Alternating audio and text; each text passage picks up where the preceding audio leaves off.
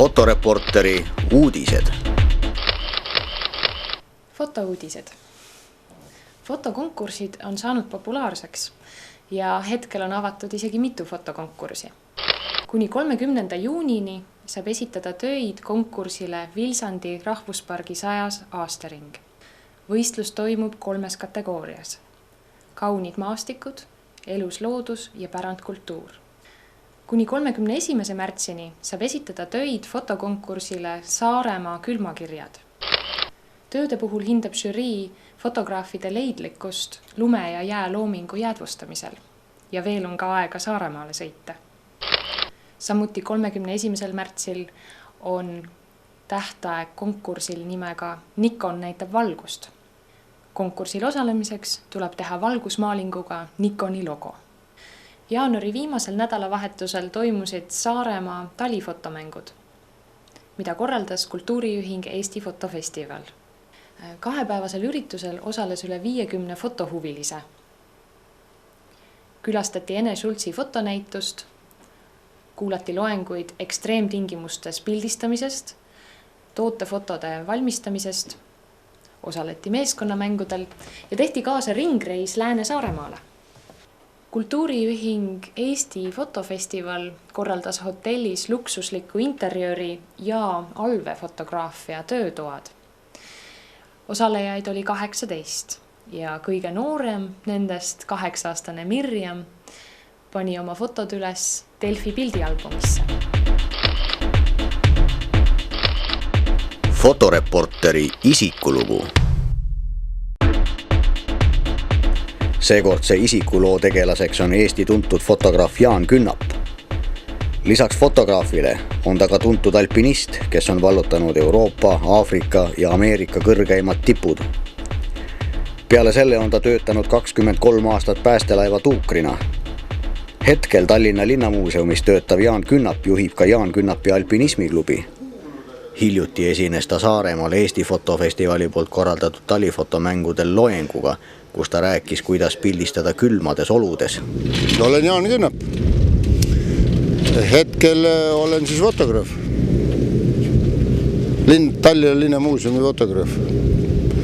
Ja endiselt edukalt, ma arvan, et teen igasugused näitusi, oma personaalnäitusi.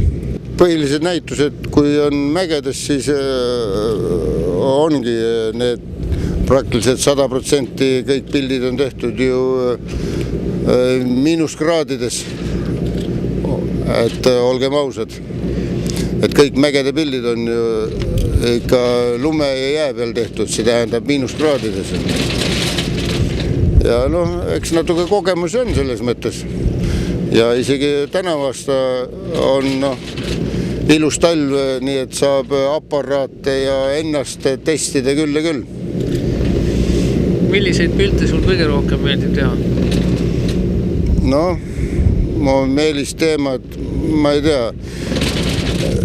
Meelisteemad vist ei ole, ma vist ei ole veel välja kujunenud, aga kõige rohkem auhindu olen saanud mägede piltidest ja aktipiltidest. Auhindu just. Kui mitmel fotokonkursil oled osalenud? Orienteeruvad? Ei, seda ma ei tea. Personaali on igatahes 52, aga mitu konkurssi, ei, seda ma ei saa öelda, kas võib-olla 100. Millal umbes oli esimene näitus? Esimene personaal oli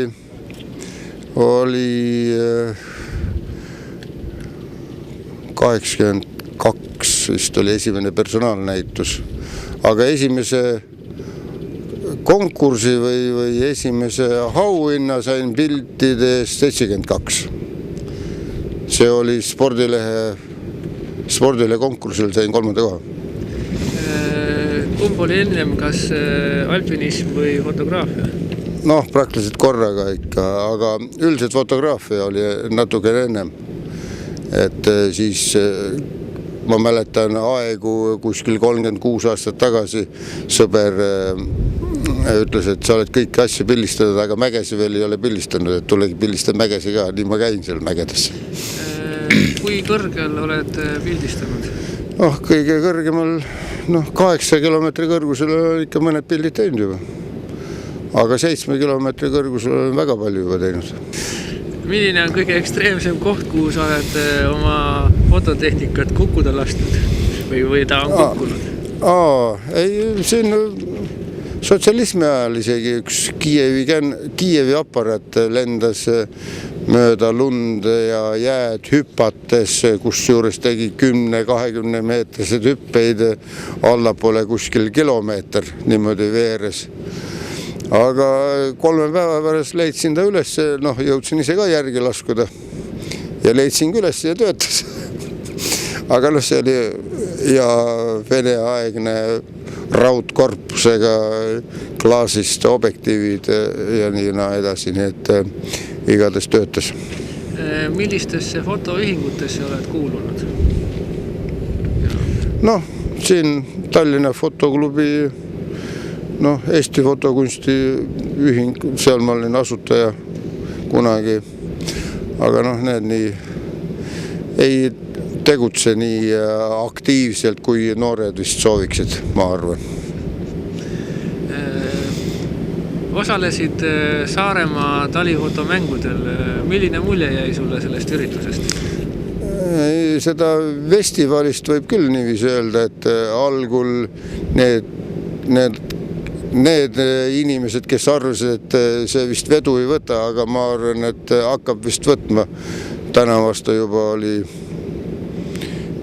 vist oli paar inimest vähem kui 50 inimest juba osavõtjaid. Nii et ega suuremaks ei olegi mõtet ajada, sellest juba piisab.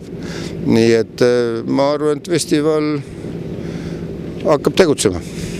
Milline oli sinu osa sellel festivalil? Minul oli otseselt oli nüüd üks loeng või üks oli teemal siis külmades tingimustes pildistamine. Nagu korraldajad arvasid, et ma olen vist külmades tingimustes palju pilti teinud ja siis jagasin oma muljeid nii palju, kui ma oskasin. Oled teinud palju aktipilte, kui suure külmaga oled ka aktipilte teinud? Temperatuuri täpselt jälle ei julge öelda, aga lume sees olen teinud küll ja küll. Kas ka mägedes? Ka mägedes. Kus sinu pilte näha saab? Praegusel hetkel on mul 2 näitust Eesti pinna peal. Üks on Jüri raamatukogus, teine on Tartu Ülikooli ajaloomuuseumis.